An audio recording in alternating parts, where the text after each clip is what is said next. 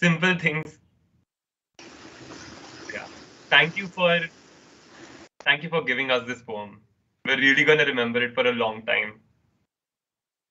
Thank you, thank you. All right. Now, moving on with the talk for today. Now, I'd like to introduce our third speaker of the day, Ms. Sharmeen Zariwala.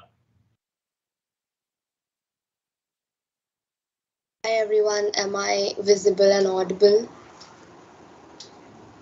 Yes, I Yes, am. sir. Okay. Okay, cool. So, good evening everyone. My name is Sharmi Zariwala, and this won't be another rag to riches story. However, I do hope that this unique cultural talk finds you intrigued and inspires you.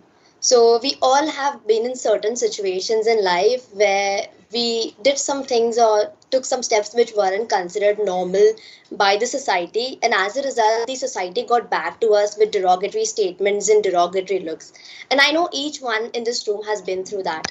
So today's TED Talks, named The Forgotten Goddess, is just about that, and it aims to highlight the importance of the art of dissent and the importance of setting boundaries.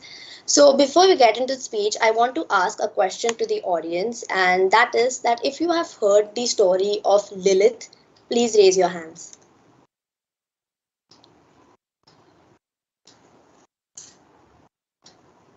Okay, quite a few. So, if you have heard or if you haven't heard, so she is a controversial but iconic figure in the pop culture, and her story is surrounded by misconceptions.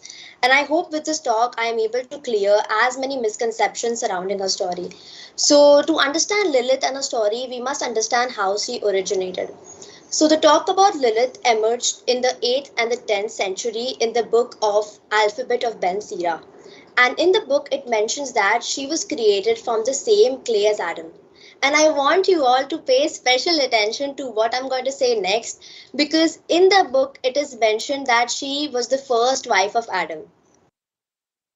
Yes, I know everyone is as shocked as me, because when I read for the first time, I was equally surprised.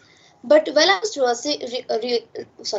researching for the story, I had a question in my mind, and it was that if Lilith was actually the first wife of Adam, then why don't we talk about her as much as we talk about Eve? Well, the answer lies in the story itself.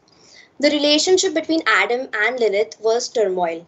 The reason being so that Adam demanded Lilith to be subservient to him. However, Lilith dissented, stating that it is important for both of them to have equal rights because both of them were created from the same clay. You know, so this infuriated Adam, and in an attempt to free herself, she actually flew from the Garden of Eden where they resided, quote unquote, happily.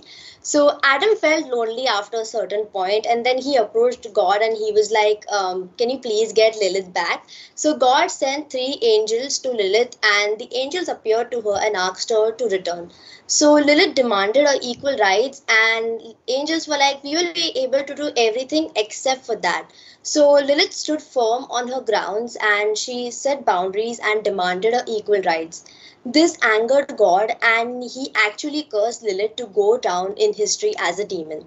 Soon, Lilith's name got associated with negative energy, her reputation was tossed, and she was accused of killing children and seducing men away from the path of God. Her original story was actually wiped off from all of the books, and the only thing which remained about her was her tarnished image. Families these centuries have been passing down the stories from generation to generation and have been performing rituals to keep Lilith away from their family without even reading about her original story or about her origins. Well, I must say this changed in the 1960s. What's so special about 1960s? So the world went through paradigm shift. Feminism as a movement started growing, and smaller movements such as LGBTQ movement, Black Lives Matter, peace movement, and the anti-Vietnam movement, which was going on at that time, extended their support to feminists. And the story of Lilith was reopened. Feminists started reading about her work, and they considered, after reading the story, that her story has some missing puzzles and her story has been written from a point of view of bias and a point of view of prejudice. And now she was finally becoming the feminist icon, and now she was finally receiving the respect which she needed from centuries. The legacy of Lilith still continues today, even in the contemporary world, as the yellow journalism thrives on demonizing and sexualizing several female artists we know, including Lady Gaga, Britney Spears, Miley Cyrus, Taylor Swift, to name a few. They demonize them and sexualize them for setting boundaries and standing up for themselves. So Lilith continues to be the legend she is, and her legacy continues even still today in the form of these pop artists. And for me and for many other feminists, she is the first memory of feminist in mythology. Thank you. Thank you so much, Shameen. I definitely think there's so much more that needs to be talked about. And I don't think a 10-minute talk will do it justice, really. Thank you for sharing that information with us. It was mind blowing. Thank you.